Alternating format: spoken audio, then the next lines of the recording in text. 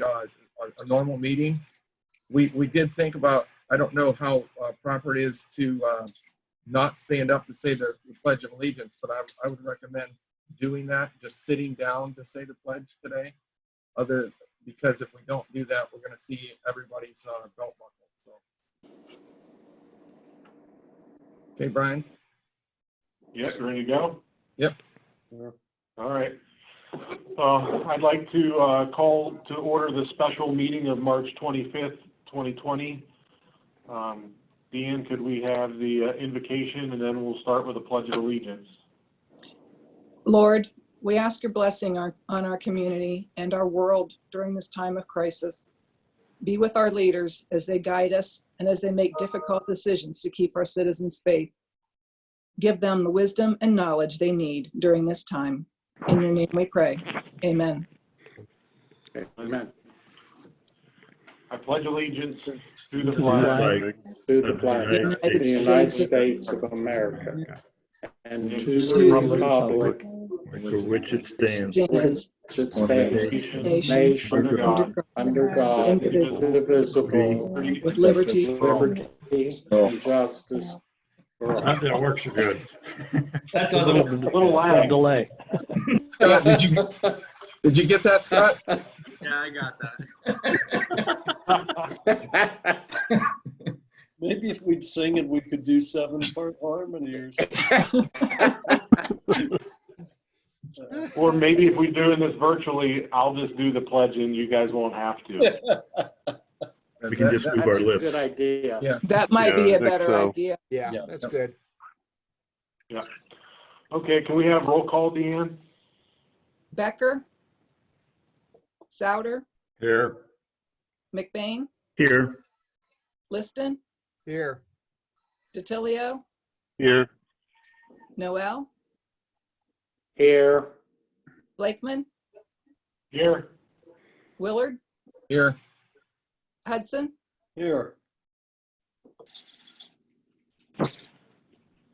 We have no minutes from the previous meeting to be presented this evening, or this afternoon, actually.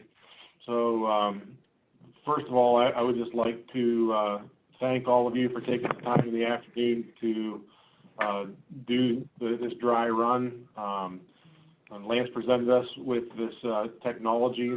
He thought it would be a great idea and a way to be able to get things done city level while being able to practice the social distancing. And so I don't want to say anything more right now. I'll probably have a couple comments during council comments, but I'd like to turn things over to Lance to give us an update on what the procedures are and what we're trying to do here. Well, thank you. Thanks for everybody again for your flexibility in this and the increased contact time. Thanks, Mark, for trying to look at the legalities of what we're doing today. House Bill 551, we think is going to be passed by the end of the week, and we think that this technology will allow us to do this. There are other communities that I'll just say that we're trying to lead the way on this, and we think that if we can do this legally, and it's going to be acceptable, that we'll share this technology with surrounding communities. We have been in contact with other communities all throughout this the last couple of weeks, and you'll probably hear about that. But even over the weekend, I was reaching out to other communities to see what they're doing, and we're trying to make memos, make decisions. When we've never been here before, so city operations. We're trying to do what we can do. We're trying to set up remotes now, if all possible. We're trying to just do the absolute necessity when it comes to working, just to make sure that we're not expending any resources unnecessarily. So again, I want to thank everybody, and I want to thank Columbiana County. Thanks, Scott, for stepping in here and watching this happen today. And I don't know that what the next meeting looks like. I think it's going to be we're going to be sitting here. This is a test run for that. And we will probably have some legislation that we're going to be working on to give probably me some type of authority to make some decisions and make some purchase orders and stuff that we normally wouldn't do. You saw Lee Tony did that earlier this week. And I don't see anything, I don't believe we need anything this week. It's absolutely necessary. But I think we can wait until April 7th. And having the 5 Tuesdays here in this month allowed us to be able to get this technology working. And hopefully we can continue to use that. But in theory, right now, we can have, the entire public. We've got Rebecca, Doug, and the chief that are kind of acting as the public today. And then I think that's everything I have, unless you have any questions.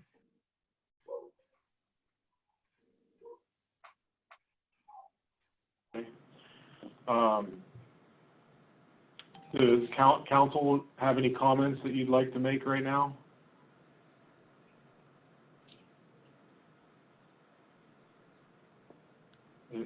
In regards to the procedural process of anything? I mean, one thing I'm noticing just watching this right now is that anyone who is on their internet connection using the microphone on their computer instead of a call-in, there's definitely some you're in and out, losing a little bit of audio quality that I think if you call in, you wouldn't have. So we maybe, if we can, if you have a phone close to where your device would be whenever we do this, I think people would hear us a little better. But if not, it's working the way it is. But the sound I think would be a little bit better for everyone if we call in. Hey, Brian, how's the sound from my end? Because I'm using a Bluetooth headset on my PC. It's a little choppy. Is it?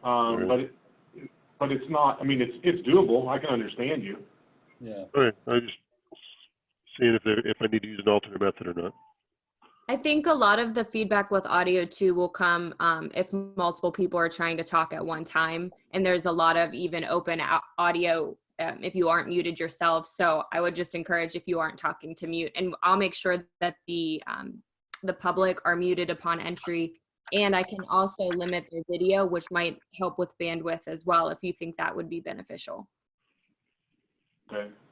Well, I don't really have a preference. I just want, if we're going to do it this way, I don't want people to be able to say that they couldn't understand what we were saying. That's all. Yep. How about anything from the public so we can test that component of this?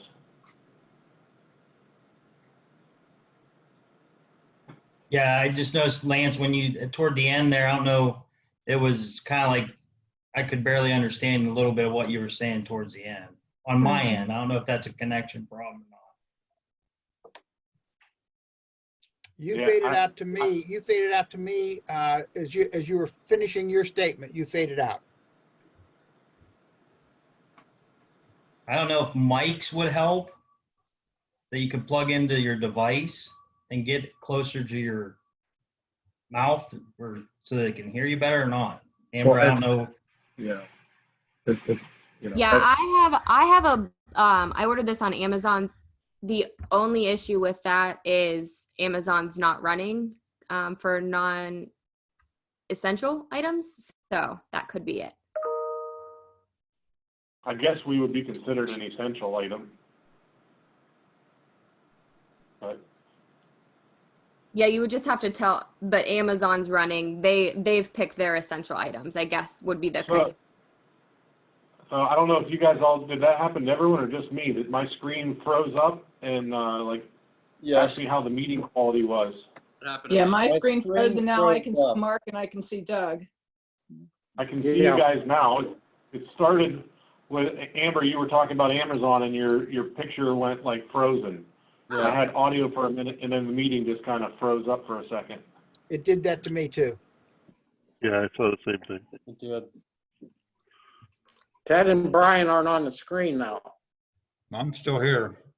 I've got Brian. I'm here. I've got Brian's Ted. down at the bottom. Brian just moved. Just the only comment I would make, I we did one of these for school board last night. And the fact that we're all in separate locations, much better, because I was the only one that was on Zoom. And if anybody knows where the board meets, most of you do. They were sitting at their regular table. Don Mook was close to me. I could hear everything he said. I could barely hear anything anybody else said. So if we try it with several people near, you know, keeping the social distancing, it's really hard for anybody to hear. The way we're doing it, where we're, you know, right in front of our own screens, I think it's a whole lot better. It is, for sure. Yeah. I have a video on mine and I'm dialed in by a desk phone. And every time someone new talks, that particular person pops up on my screen on my Galaxy S9. So that's kind of useful, but I don't get a gallery view. But I don't have any audio at all on my mobile phone. I have to dial in to get the audio. Okay, I just turned on my Bluetooth speaker and I can hear everything now much louder and clearer. Yeah, I'm hearing everybody just fine. I'm hearing everybody fine. I'm on an iPhone. I have to scroll to see everybody, so I can see like 4 people. There you are. And then I would recommend that everybody go around again and make sure that they can hear you. I know, Dan, maybe you can try it again, and then have each of the council members. I know we haven't heard much from Dick, but you know, talk a little bit. I mean, it could be about anything if you want, but we want to make sure that your quality is good enough for us to hear. Okay, so yeah, Lance, I'm loving the Christmas lights. I know it was a great idea to turn that on, so appreciated that. Scott, I appreciate the write-up in the paper too. I wanted to say that. All right, how'd that sound? Sounded good. That was good. I mean, I do this all the time, and I will tell you that my experience is some kind of a headset is best, and using the PC speakers and mic is usually the worst solution. But everything I've heard so far has been pretty decent. So I think, Lance, I had the biggest issues on when you were talking earlier. So. Yeah, that's right. Well, I think this is pretty short term. So, you know, if we can muddle through this till we can get back into council chambers, I think we're golden. I agree with Ted. I think that we're probably in pretty good shape doing this. I could hear everybody. Occasionally the volume went down a little bit, but I could hear everybody pretty well. I also got some real good feedback from people up around here about the Christmas lights, things like that, how cool it was, and how supportive. They love the flags too. So I think all in all, we're doing the right thing here. The people are responding to it, and we're starting to see this camaraderie come back. And I'm very glad to see that. I found it fairly interesting to walk around town. There seems to be many more people who are taking the opportunity to get out and walk. There are just, even in our neighborhood, you know, it's nice to walk past houses and see people sitting out on their porch or whatever, trying to relate to everything. It's been really pleasing. The park has been very nice to walk in. A lot of people are using it as well. So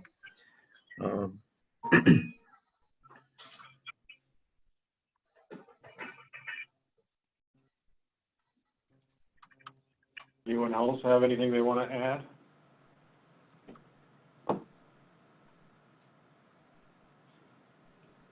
Yeah, I just, Scott, I would like to continue trying to get the message out to the public that we're doing everything that we can as a community, doing things outside the box like this to try to keep the continuity of the services that we provide, to keep everyone as safe and healthy as we possibly can. And in this time when people are looking with a bit of anxiety and fear as to what's going on, we want to try to be a rock for them. We don't know still what all we're looking at ahead of us, but we know we'll get through it together. And we appreciate the community's help. I think we all dramatically appreciate the work of healthcare workers, physicians, nurses, everyone on the front lines trying to get this stopped in any way that we can. And I would also like to try to reiterate the fact that things that we don't necessarily think are important or things that can cause this to spread can. And the reason that we're to stay at home right now is because it really does matter that much. I had someone ask me the other day about golf and golfing outside and how that could possibly be a problem, and why could golf course not remain open.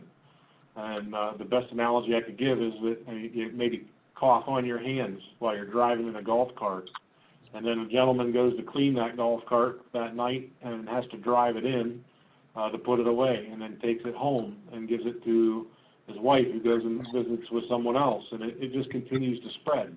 So it's things that we don't necessarily think of. I'm up in Boardman right now and driving up and down South Avenue to do my bank deposit for the office, and it kind of looks like people are on vacation. I mean, there's people everywhere right now, and we really need to get the message out to people that if you don't need to be out, you really shouldn't be. This is not a vacation. It's not a joke. I saw a graph today.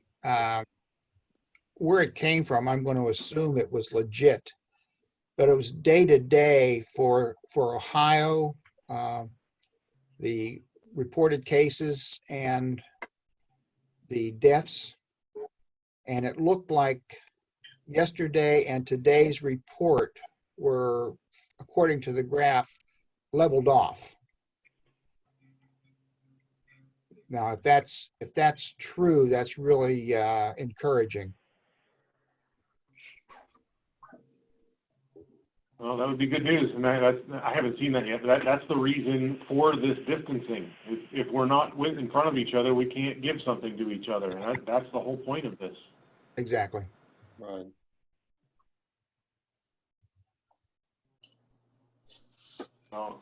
Is there anything else or anything that Lance, Mark, that you want to add to this?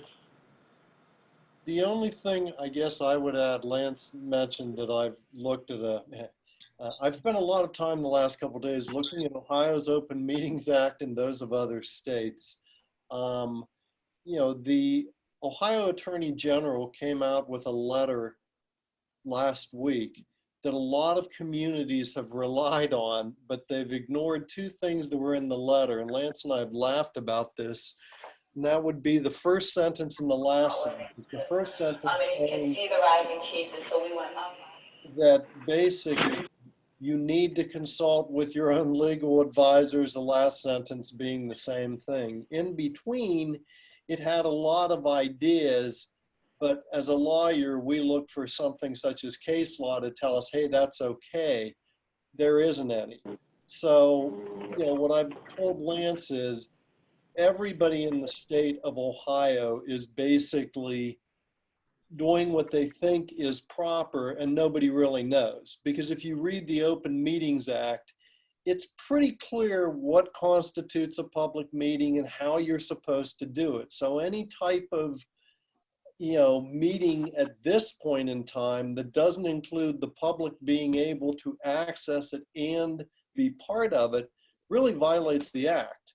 Now, if you read the Attorney General's letter from last week, it seems like he's saying, well, if you live stream it, that's okay. 2 weeks before that, the AG's office had another missive that said that wasn't okay. So, I think we're doing a lot more than other communities. Some communities have just canceled council meetings. Others live streaming with, well, the public can watch. That's not enough. Lance came up with the idea of Zoom. This is now my second Zoom meeting this week. And I think it's wonderful because it is allowing us to comply with what we're supposed to do. It's not optional, it's mandatory. And somebody is going to start challenging some of the communities that don't do it right and public bodies just because there's always somebody that wants to test this. And I think we'll find that some of the places that are just kind of live streaming things or doing teleconferences, for example, that's not okay. This works. And for what it's worth, you know, I'm wholeheartedly behind it and believe that we are in direct compliance with Ohio's Open Meetings Act. So there's the legal opinion if you needed it, just so you have it. I think it's good to have it. So can everybody hear me now? Yes. Yep. Okay, so my computer went down. So I got on my phone. So I wanted to see how this sounded, if it, sounded any different. That's much better. It is? Okay. I think you're a lot clearer. Okay. I did want to point out, I mentioned, I should have said this earlier, but just so you all know that we did have to close our drive-through today. We were accepting payments through our drive-through, and we're not able to do that today, and probably going forward.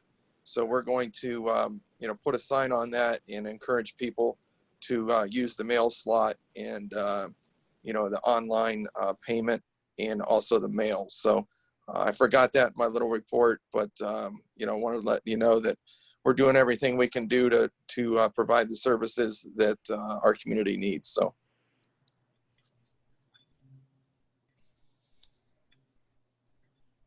And last thing, for the rest of council and for the press, the public to know is, and I'm sure in the coming days that we'll be working to put a press release together. But all of the cities with East Liverpool, Columbiana, and Salem, we have been in pretty direct discussions on a very regular basis. Lance and myself and the mayors of the other cities, so that we can, as much as possible, even though each community has its own unique needs, we will be trying everything we can to speak as one voice when possible, so that the message to not only an individual city but our county and the populations of them know as much as possible the same thing in each location. So we've been working on that multiple times this week, and I'd like to thank Lance for the invaluable information he's been able to give to the other cities.